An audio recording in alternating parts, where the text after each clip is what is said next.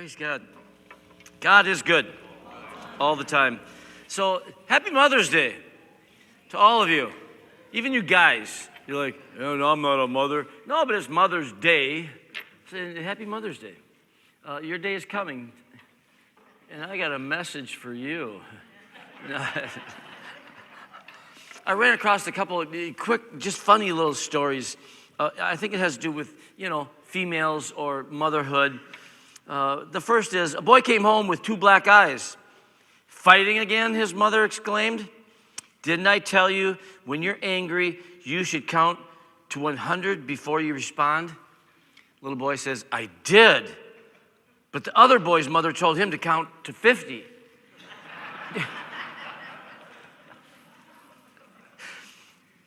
Okay, so gentlemen, I think you'll all really enjoy this. This is rather humorous, I think. I hope.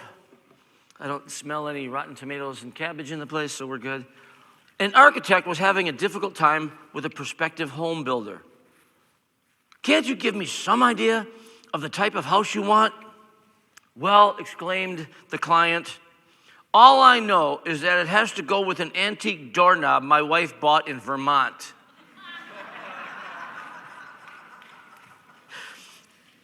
I think that's funny. It is really funny. I've never done anything like this before, and I thought of the idea. I ran across a couple of the staff and said, would you think this would be interesting? I mean, I have no idea. I think it will be, but I'd like to invite my mother up here. Mom, come on down. Where is she? She's in the restroom. Of course. Of course she is. So what is going to happen when she is available, she's going to come down and join me here on the platform. And I thought it'd be kind of fun on this Mother's Day to interview my mom. You see her. If you're visiting with us, you don't know what I'm talking about. But my mother, if you've been around, she has a habit of interrupting me fairly often. And every time she does, she always promises me, or after church, because we're neighbors. So after church, she'll come over and say, Mike, I'm really sorry. I won't ever do that again. And I look at her and go, yeah, you will. Yeah, you will. You'll do it again and all that. So anyway, I thought it'd be kind of fun. Because I am blessed to be as old as I am and still have my mother here and my father, that I thought it'd be a pleasure and a joy. And you found her, good. I thought it'd be kind of fun for you to meet and really get to know my mom. And it is a joy. Yes, there you go. Mom, have a seat. What's that? You got heels on. Well, when you have 63 pairs of shoes, you gotta wear them sometimes. She's got 60-some pairs of shoes, she just said. You gotta wear them sometimes. You got to wear them sometime, because I'm always after her to not wear high heels. And she goes, well, Mike, I have all these beautiful shoes. I got to keep wearing them. I said, you can give them away. Whatever. Okay, am I on speaker? Yeah, the whatever. Now you're on, Mom. Oh, okay. Would you like Is to that good? see your legs or no? No. You good?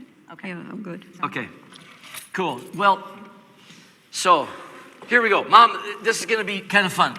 Hopefully. Mom, you have no idea how much I think the same thing. Because I have no idea where this could possibly go.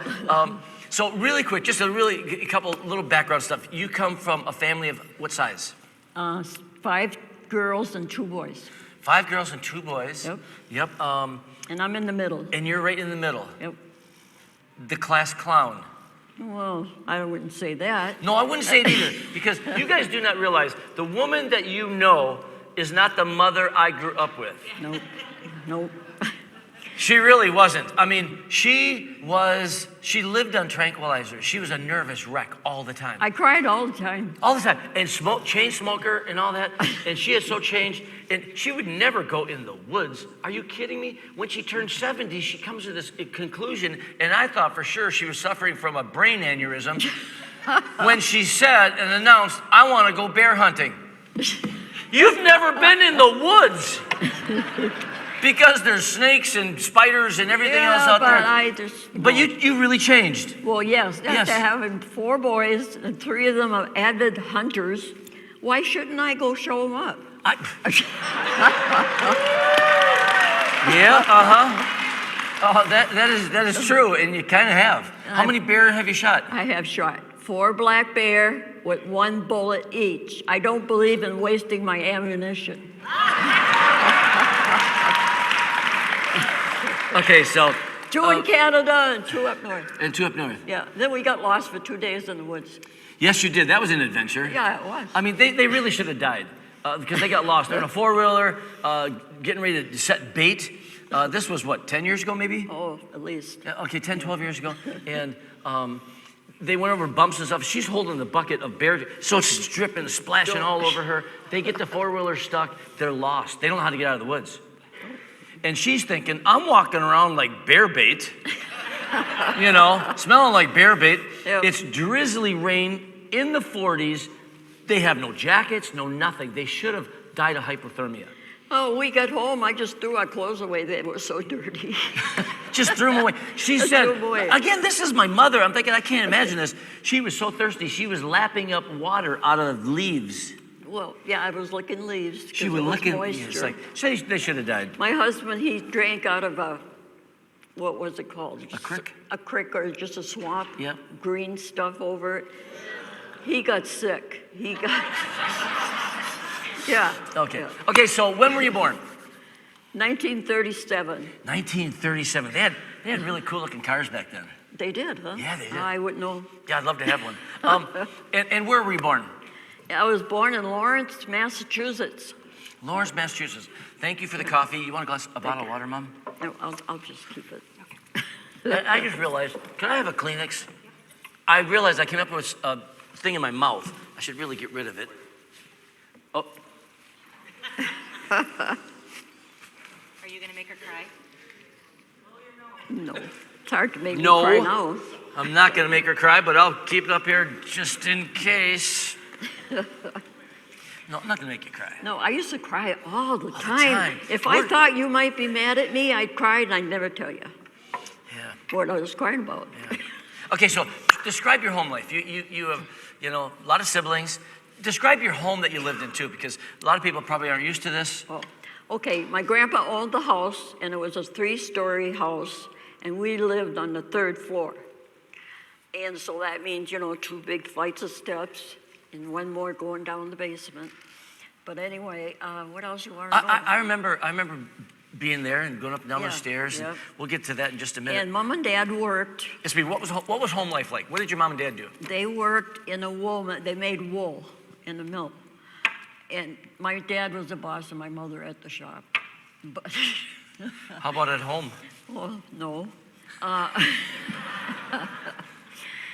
Anyway, my grandma took care of us. Yeah, I all always the think that's time. kind of interesting. That is not normal for most of us here. That you lived. It was a 3-generation Yep. home situation, basically. Yes, and Grandma took care of us.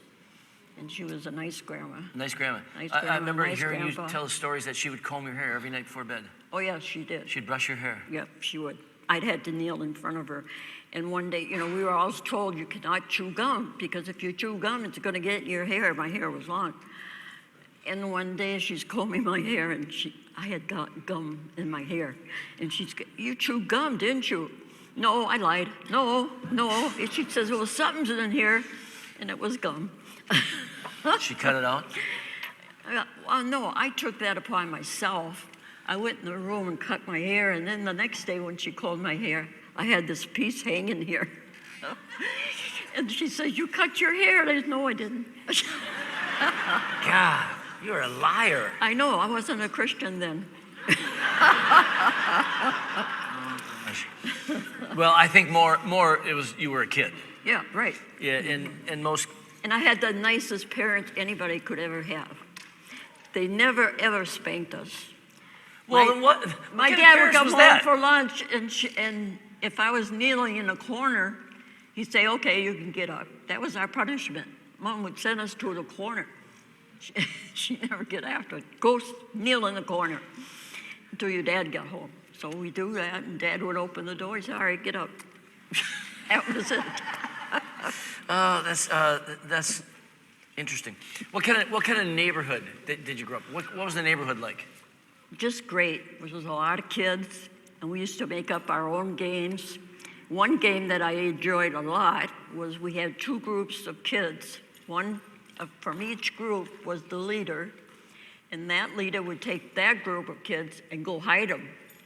And then the leader would come back and draw in the dirt where he put them. So the next leader had to figure out where they were. So they'd take off to look for where they were hid. And that was a fun game. You know, I think most of us, how many of you played hide and seek? Yeah, see, we played the same thing, but we wouldn't tell them where they were hiding. Oh, no, we threw it on the ground, you know, I know. in the sand. I know, I'm just trying to be funny. Oh, wait, I'm still trying to figure out, I'm still trying to figure out how this is going to go. So what kind of fun memories do you have of growing up? What kind of funny, silly things do you remember? Well, I can remember the cat story. oh, yeah. I think it's hilarious. Why don't you tell that? Okay. I'd get a can of tuna fish, and I'd tie a string around it, and I'd pull it up the hill because I wanted the cats to come and find it. And I'd go all the way up the hill with pulling the can of tuna fish. With cats following With cats following me, yeah. Because Mom wouldn't let us have an animal. So I found my own. Just go round up the neighborhood cats. That's right. And they would be yours. Yeah. I just thought of this question here. Economically, were you guys comfortable? Were you like middle class? Were you a little poorer? Were you a little wealthier? We were poor, but we didn't know it. I mean, us kids didn't realize we were poor. Yeah. Because we had all the food we wanted to eat. You had clothes on your back? And clothes on my back, and I had toys that I wanted. I mean, at Christmas time, we got whatever we asked for. One time I wanted a scooter. They got me a scooter, and it was just different things that I would ask for. Except one day, I wanted a two-wheel bike so bad. The neighbors had one, but I didn't have one. None of us had one. And so my dad one day said to me, I heard that a girl was going to college, and she had a beautiful bike, and she was going to sell her bike. So Dad and I walked up the hill to go look at her bike. And this bike, to me, it was the only thing in the whole room was just this bike. And to me, it was beautiful. And he bought it for me. It was $20. I mean, that was a lot of money for my dad in those days. And on the way home, he says, just remember now, your dad's not going to have any money to spend for 2 weeks. Well, I have to admit, I've never heard that story before. And that reminds me of growing up, that you always were generous. Because, again, we didn't have a lot of money either. No. But whenever me and Kevin were going to go out for, like, Friday night, or we're going to go whatever, and whatever money you gave us, we were going to spend on beer and drugs. But you didn't know that. No, right. And you... What did I used to tell you? Does that shock anybody? What did I used to tell you if I ever found drugs in the house? I know. I told you. I know. I'd call the police. I know. Because he had them, but way on the top shelf of his closet. Yeah. I would have never found them. But you were very generous. Let's finish this story. Okay.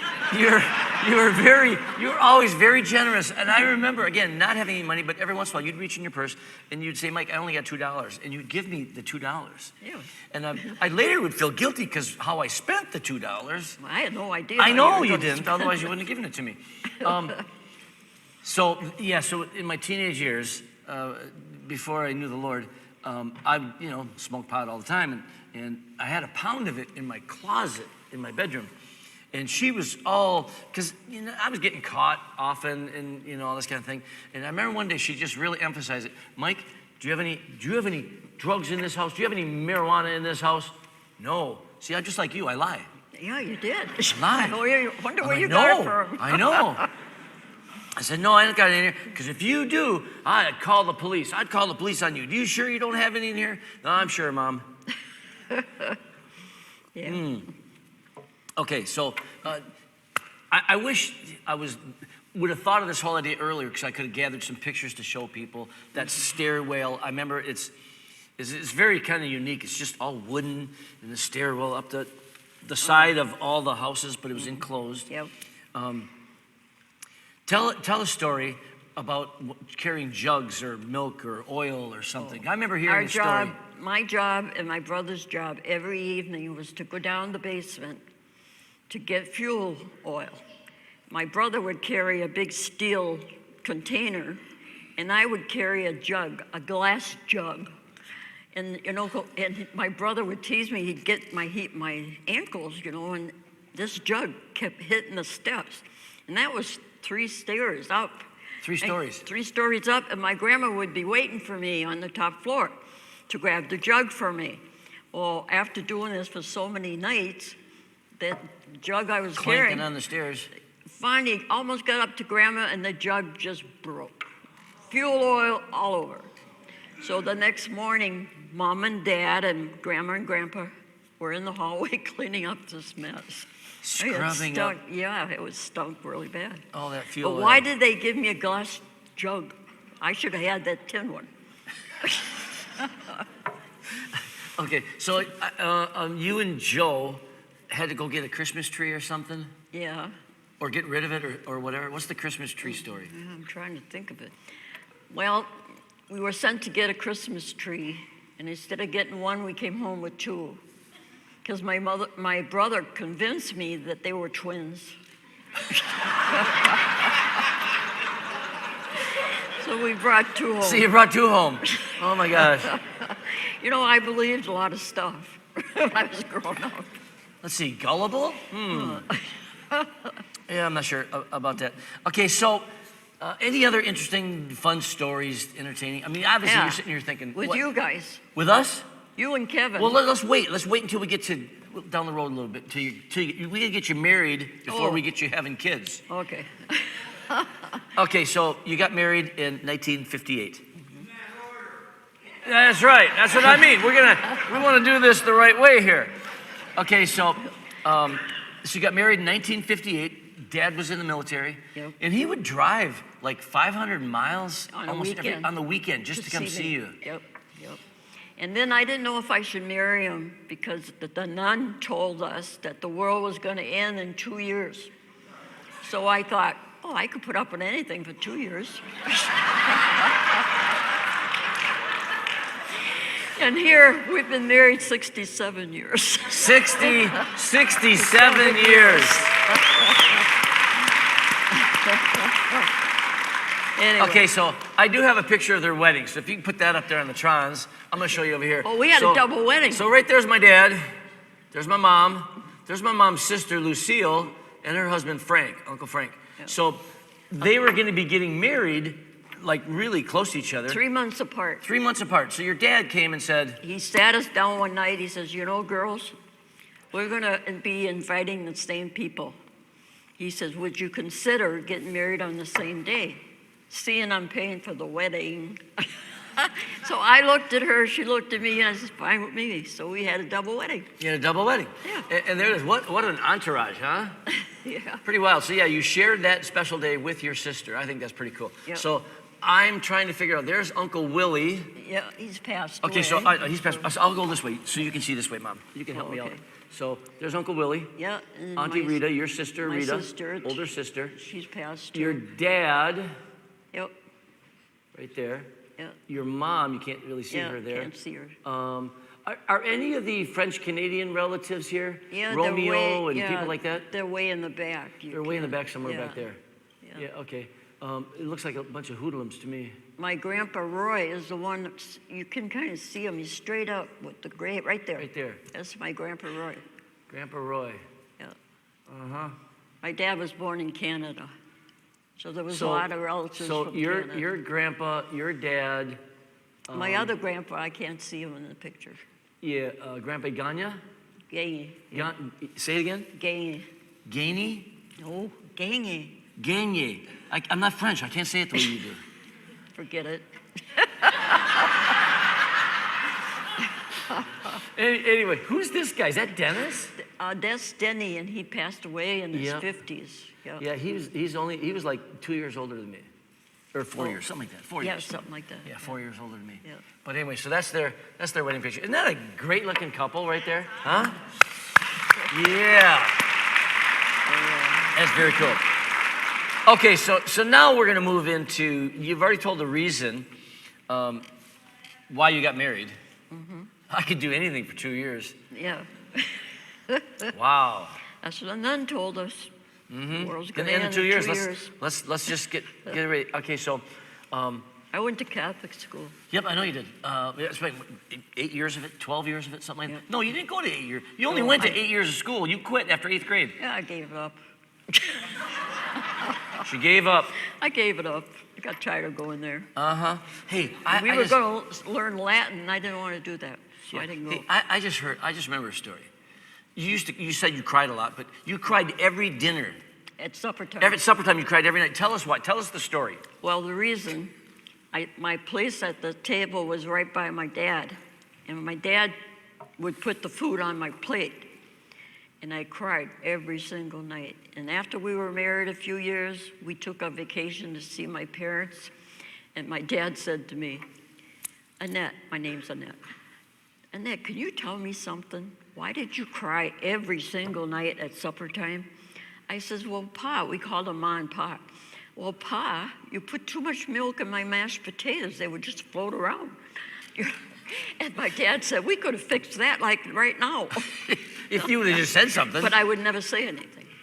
No, I would just cry. You'd rather just cry about it. Yep. Okay, so what was motherhood like for you? Because you didn't really learn much about cooking or anything at home. Nothing. I never babysat. I was never around babies. I didn't know anything about them. Okay, so I'm the oldest, just so you remember. There's a reason. That explains a lot, doesn't it? She did not have a clue what she was doing. Nope, I never did. Not a clue. I didn't even know how to put a diaper in. If I pick you up, your diaper would fall off. I didn't know how to do it. Yeah. You know, you were awful. Sounds like I was diaperless. No, I finally learned. You finally figured it out how to tighten them up. up a little bit, the pin. Yeah. Yeah, it wasn't like they had Huggies back then. No. No, they had the pins and the cloth. Cloth diapers. Yep. Yep. I wonder what a loincloth would feel like today. To a baby, maybe it could. I don't know. So when I was growing up, well, let's go back to this idea that you were pretty ignorant. Yep, I was. Okay, so tell a story about your, dad's at work, he comes home, and you were gonna boil something on the stove. You were gonna make something. Do you remember the story? No, I don't. Okay, so my dad gets home, and she's holding this pan that's all melted and just warped out of thing. You remember now? Not Okay, really. I'll tell the story. So she feels bad about it, and so she is explaining to my dad, Doug, seriously, I had water in that. I forgot it evaporates. She didn't know the water would evaporate. It was sitting there boiling on the thing until it just kept boiling and melted the pot. He gained, our first year of marriage, he gained lots of weight because he ate everything I didn't know how to do. He ate it. Yeah. Well, I was never a person to be in the kitchen with Mom. It was my younger sister. She was always in the kitchen. Yeah. I never was. No. No, stayed out of the kitchen. Hey, just for what it's worth, you did turn into be a really good cook. Oh, well, thank you. Yeah. Yeah, after all Yeah, my you mistakes. did. It was great. So I grew up, my mom, they grew up speaking French. And at school, you had English classes. Mm-hmm. Yeah, because they spoke French all the time. And I remember as a kid, she'd be cleaning house and doing stuff like that around, and she'd be singing songs in French. Do you remember any French songs? I probably could come up with one. Okay, go. But you know what? What? I don't have a good voice. We don't care. You're just a mom Okay. singing in the house, doing housework. Petits enfants jouent dans la prairie, sentez, sentez les doux parfums des fleurs, profitez bien tout du printemps de la vie. Trop, trop est la ouverture des larmes, dernier amour de ma Okay, vieillesse. imagine her with a vacuum. And that So was yeah. but I kind of forgot how to speak French now. I've been out here so Well, long. it's been a long time since you spoke French. I remember as a little kid when we go out east, you would just, French, and you're talking to your sisters and everybody's French and all the French When you were a relatives. baby, I taught you a couple of French words. Yeah. When you start talking. My husband come up to me and he says, "You can't do that. I'm not going to be able to understand what he's saying." So I quit. Can't even talk to my own kid because I won't. Yeah, You know. he won't understand you. So you ended up having 4 boys. That's a blessing. Thank you. Yeah, it is. Boys are a lot easier to raise than girls. People tell me that, and now that I'm around people, I believe it. I think raising boys was a lot easier. Yeah, And they go off and entertain themselves. Just Or go a little do stuff. girl wants to be with you in the kitchen, and that would drive me crazy. No, I would have a hard time with a girl. The Lord knew that. Oh God! Now it has some downsides too, to just having boys. Because like whenever you get sick or go in the hospital or Dad's in the hospital, us boys we're like, "Hey Mom, you need anything?" Well, at least you called. Well, I know, but we don't rush to be with you at the hospital No, or but sit you there know with what? you. We don't do any of that stuff. We just and other people in my life go, "Mike, you should be there." And I'm like, "Well, if they need something, You they'll know call." what? I got 4 beautiful daughter-in-laws. I love them all. And they're very, very nice. It's about the only girls I ever met that I liked. No. No, you're being silly. You're being silly. Nice. Yes, you got some great daughter-in-laws. Yep, I do. One said to me one time, they wanted me to go to the hospital about a year and a half ago, and I didn't want to go. And so she come up to me and she says, "Annie, you've never had a daughter. I'm your daughter now. You need to listen to me." So that's how I went to the hospital. Yeah, yeah. 4 boys. It's just different. Yeah, it is. But we all love you and take care of you. Yeah, you do. Yeah, we do. Yeah. We're just not females. Well, of course. With all that I wouldn't want you to be. touchy-feely stuff. We No, don't I do wouldn't that. want you to be. No, we don't do that. Okay, so I have to tell a story. I probably have told a story before, but my mom, talking about being in the hospital. So my dad was having his first open heart, the angioplasties and all that. And you wait outside the family room for surgery. So we're all sitting there, and we are there, at least a couple of us are, and we're with Mom. And as soon as surgery is done, they're going to call the front desk in that area because there's an attendant by the phone. And she's there to care for us and get attention. So the phone rings, and then she gets the message. She goes, "Yep." She goes, "Is there Annette Haseltine?" Annette Haseltine. I said, "Mom," Dad's out of surgery. You're going to talk. The doctor wants to talk to you. So she goes over to the phone, and here's what you see and hear. You see this. "You do?" Here's what happened. The nurse says, "Hey, this is Nurse Betty. Is this Annette?" "Yes, it is." She said, "I'm in ICU." And my mom goes, "You do?" "I don't see you." I had never heard of an ICU before. She didn't know what ICU was. I didn't know what it was. "Nurse Betty, I see you in ICU." And this Reader's Digest stuff, isn't it? Yeah, right there. I'm trying to think of now. There was another very similar thing like that, and I can't pull it out right now because I usually tell them in tandem because they're just great stories. I can't remember. Maybe I'll think back about it later.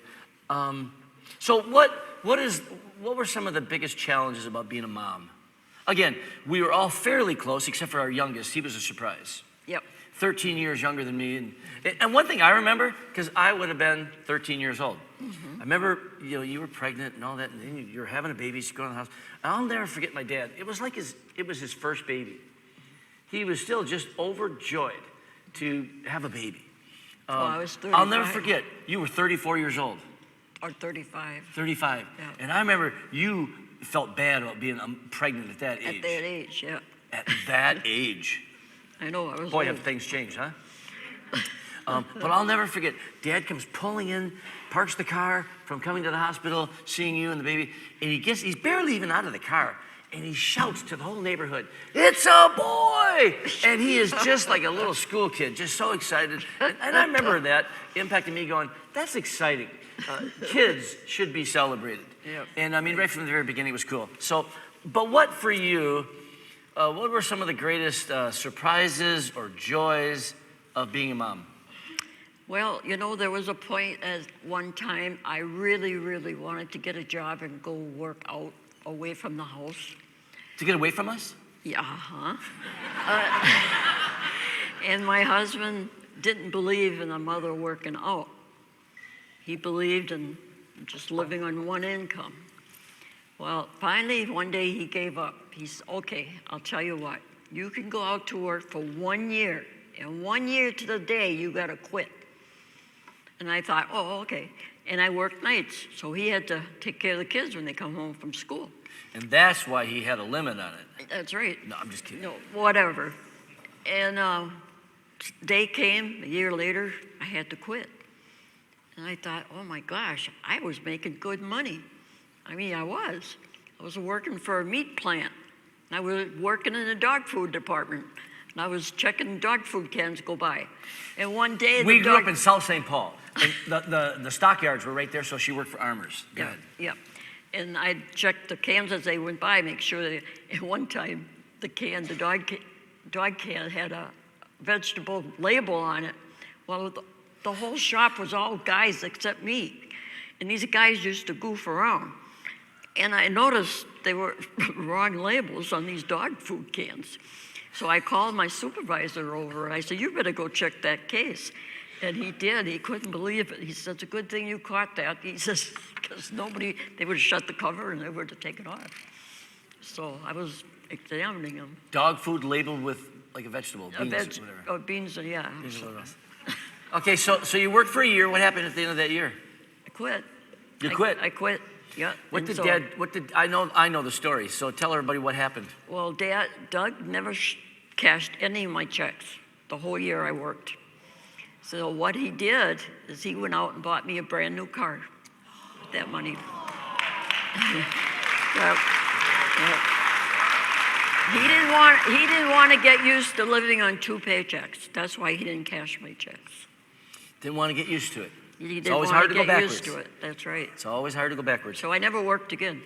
Oh no, I worked after you guys were all gone. Yeah, after you're all gone, you needed something to do to get away from Dad. That's right. But, so anything else, raising kids, we were easy, weren't we? We just kind of basically raised ourselves. No.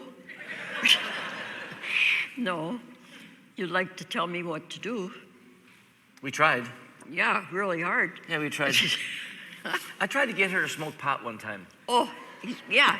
Can you imagine I a did. child trying to get your mother to smoke pot? And I told him, I said, are you crazy? Well, No. it started out something like this. Mom, you should know what this stuff smells like.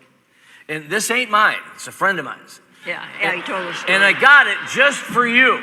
Yeah, of course. Just so you know what it smells like. Here, go ahead. So I lit it up. Just go ahead, just try. No. I think that's funny. If I offended you by telling you that story, Mike at realchurch.org, and I'll apologize. But us with boys you loved boys- you, and we loved to mess with you because it was so easy to mess with you. And you guys, I give you a curfew. Be home at 10 or be home at 11. You never broke No, curfew. we didn't, no. Never did. So I couldn't ground them, which I wanted to, but, but I couldn't ground them because they never broke curfew. Yeah, but you did spank us. Of course, I had the wooden spoon. Oh, yeah. Then And this is what I No. got to tell them.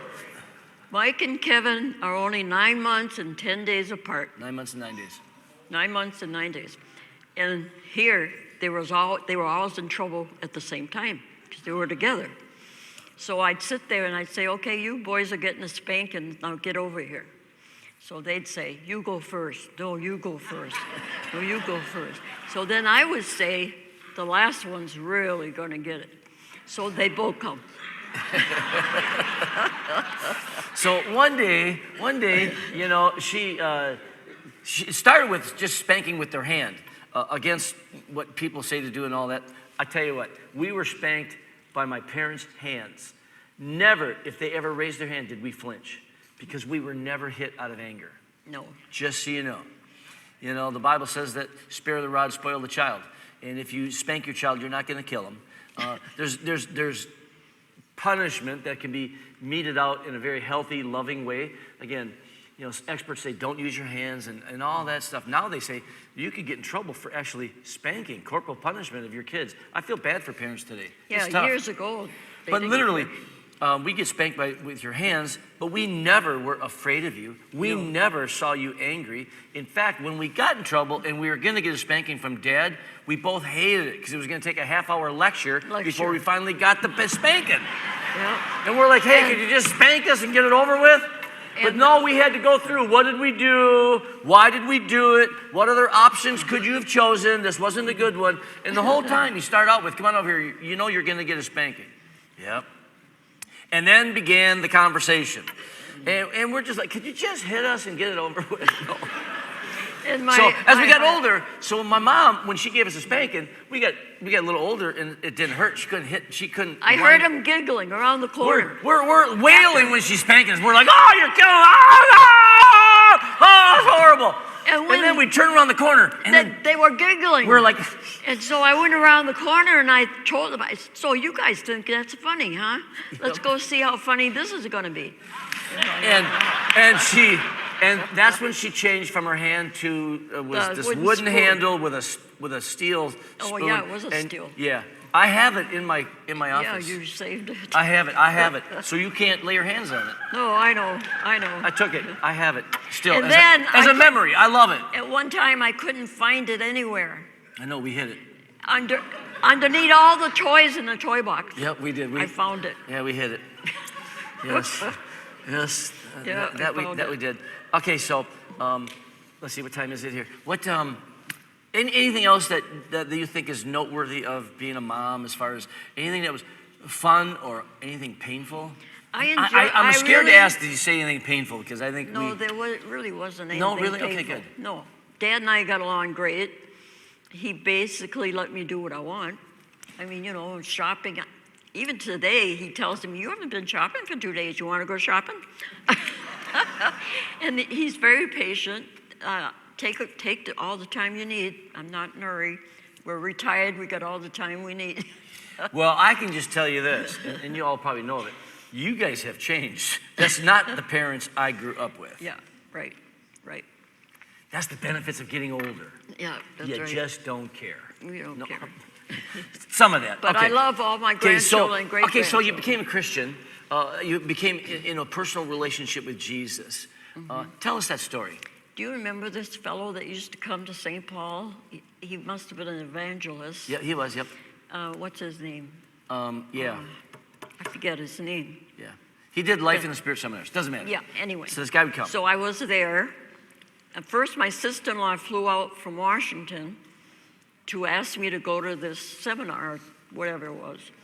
And I told her, I said, Shirley, if that man is going to hit his pulpit and tell me I'm going to hell, I'm not going back. You know, I was serious. That man was soft-spoken, and he gave the salvation message, and I received the salvation message. On Thursday night, he gives you an Thursday invitation. night, yeah. And that's when I accepted the Lord. And then my sister-in-law wanted to make sure I did it right, so she took me over the whole thing again and accepted Christ. No. And my life changed because I calmed down. I used to be scared of everything. And once I accepted Jesus, that fear left. Yeah, eventually, man, you like I said, I can't describe you enough. My mom was a nervous wreck. She was afraid of everything, just this uptight, wound way too tight. But after that, she really became quite calm. There was a noticeable difference. Yep, there was. Yes, noticeable. Now, just a really quick backstory to this. To tell the whole story, my grandpa almost drowned. He got saved in a drastic way.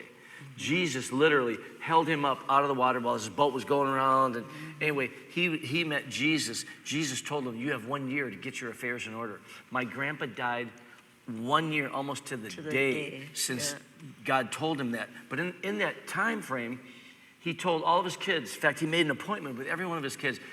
He says, I'll never forget, in South St. Paul, he knocked on the front door. my grandpa was a pretty brash, loud. Your dad's dad. My dad's dad. Yeah. Okay, my grandpa on that side. My grandpa on your side, your dad, he was a pretty proper, nice, yeah. My other grandpa, not so much.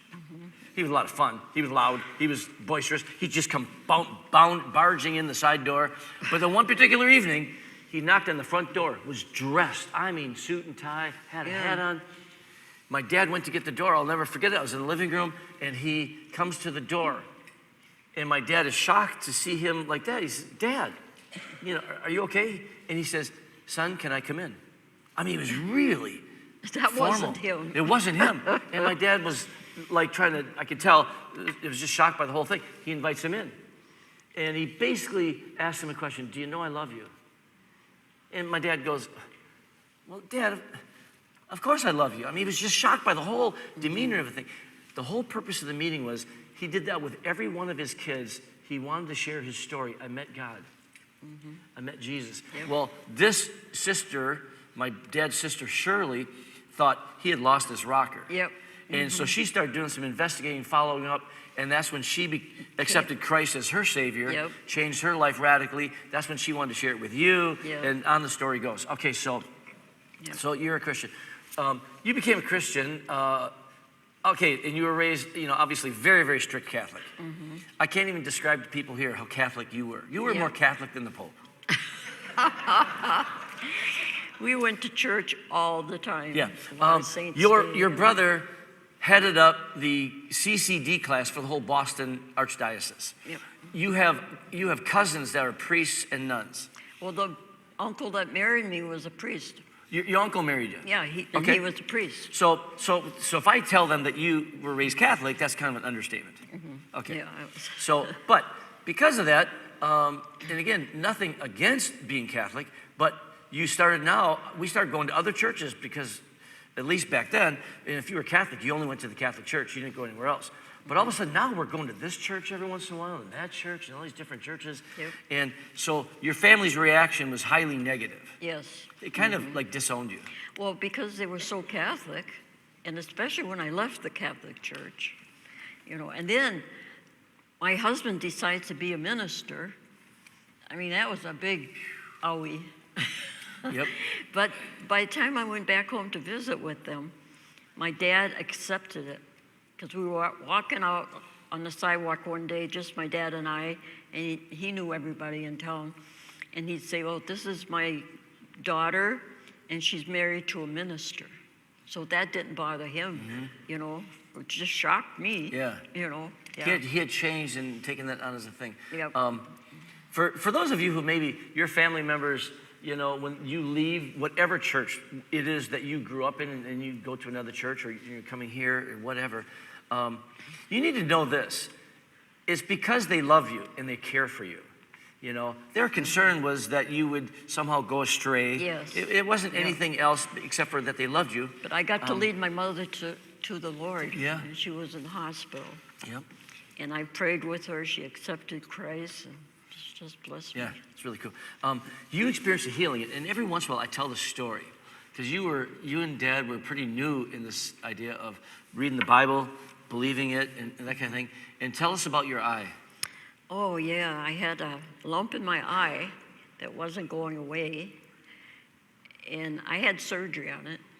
But no, I thought you wanted me to tell the story about just lately when I went through this noise in my head. No. Oh, you want that one? I want the eye. eye. Tell the story about your Anyway, eye. yeah. Because it was so visible. When you looked at her, it was covering part of her iris. Yeah. The color in her eye. It was growth. She had surgery to remove it once, but now it was coming back. But then Go with ahead. the prayer that people were praying for me, the Lord healed it completely. The Lord healed it. And then just a few months ago, I was having these noises in my head. I mean, for 2 days and 2 nights, they were just loud noises. So I asked people to pray for me. And it was for 2 days, 2 nights. These noises were driving me crazy. And so on a Sunday morning, I got up. And to this day, and this has been almost 3 months now, to this day, I haven't had any noises except no.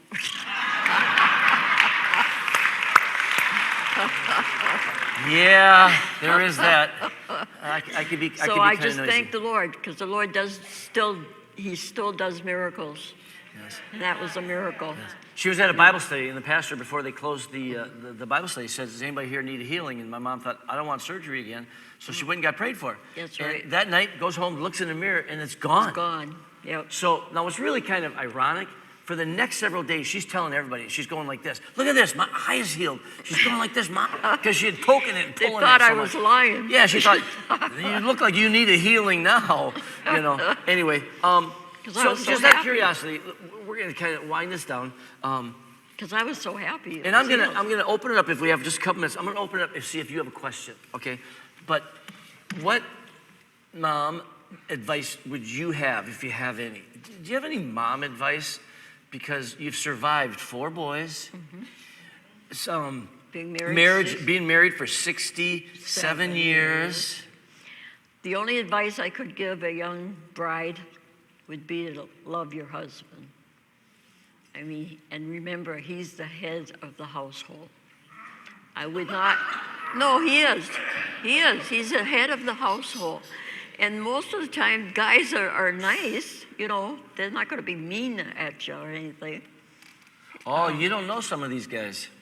Really? Oh, yeah. Well, Some aren't so nice. They my- can be kind of rough. my husband has always been nice to me. Yeah. So, but you know, we come from such different backgrounds. Oh, you too? Oh, Absolutely. When I met his family, I thought, Oh. what did I get myself into? And remember, you said, I can do anything for 2 years. I know. Yeah. That was a hard one.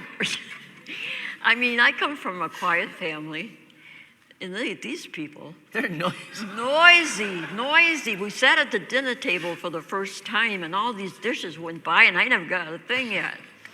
And then his dad noticed it. And he said, you guys, she doesn't have anything on her plate. Because it went by so fast, you couldn't get it. I cannot describe to you the difference of families that my parents came from. I mean, Yeah. I want to just be very careful. We'll just say one is rough and one is a little bit more genteel. Yeah, right. Yeah. And his dad and brothers used to stop after work every night to go have a beer or whatever. And then the boys told him that he was henpecked because he never stopped. He says, well, the reason I don't stop is because my wife has supper ready for me. That's why he never stopped to have a beer. Right, and their wives probably didn't have supper ready for them. No. No, I mean, it was, Grandma would chase him with never mind. yeah, that's Yeah. kind of interesting. Mom, I want to thank you Yeah, for you're taking the welcome. time and doing this. This has been a pleasure, been a thank joy and a delight. Okay. Okay.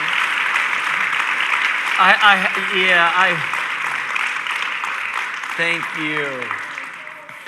you. I have to admit, I was more nervous about this than any Sunday I can remember. Really? Oh, yeah. Really? Oh, for 2 things. I wasn't sure how it was going to go, first of all. Yeah. And then secondly, I wasn't sure if they were going to really enjoy it or not. And I mean, I know some of you probably really do, and you're very gracious. I have to tell them, we had 14 grandchildren, and right now we got 22 greats and 2 great-greats. Isn't that great? Wow. Yeah, and I love them all. I love them all. That's really wild. Okay, so we're ready to close up here in just a minute, but I'm just curious. Does anybody have a question that they'd like to ask her? Yes, go ahead. Which of Pastor Mike's kids remind you most of him as a kid? Pastor Which one of Mike's- Pastor Mike's yeah. kids remind you more of me? Okay, let me think a second. It would be Samson. Yeah. Samson. Yep. Yeah, the oldest one. Yep, the nut doesn't fall far from the tree. No. That's true. Anybody else? A question? Yes. What makes you so patient? What makes you so patient? Must be the Lord, because She really is easygoing, and I say yeah. simple in the most highest respectful way. She's just, she's I'm not just. fancy. I'm not Yeah. whatever. Anybody else got a question? How'd you meet your husband? How did you meet him? How did you meet your husband? Well, he was stationed, he was in the Army. He was stationed out in Massachusetts. And I was at a dance, and he was too, and that's where I met him, was at a dance in Massachusetts. And then he went overseas for, I don't know, a year and a half. And he calls me, first he wrote me a Dear Jane letter, all right? So what does that tell you? A Dear Jane letter, I quit writing. I thought he doesn't want anything to do with me. So I quit writing. And then he gets home from overseas. He lives in Wisconsin. And he calls me up and he says, can I come see you? I says, well, you know what? That's up to you. I says, but I may be out on a date. And he came home and my dad had to entertain him because I was out on a date. So anyway, that's how I met him. That's how you met. Anybody else got a question? No? Okay, so Mom, here's what we're going to do. We're going to close with you. Would you just say a prayer for all the moms? Oh, wow. I know. Yeah, A lot of pressure. I'm not used to praying in front of people. I know, but you just go for it. Okay, Heavenly Father, you heard this whole thing today. And Lord, I want to lift up all the ladies in this room today. And I pray that you'll be with each and every one of them, Lord. And Lord, that they would have a peace when they say I do to the mate that they were going to meet. And that they would be blessed, each and every one of them. In Jesus' name, amen. Amen.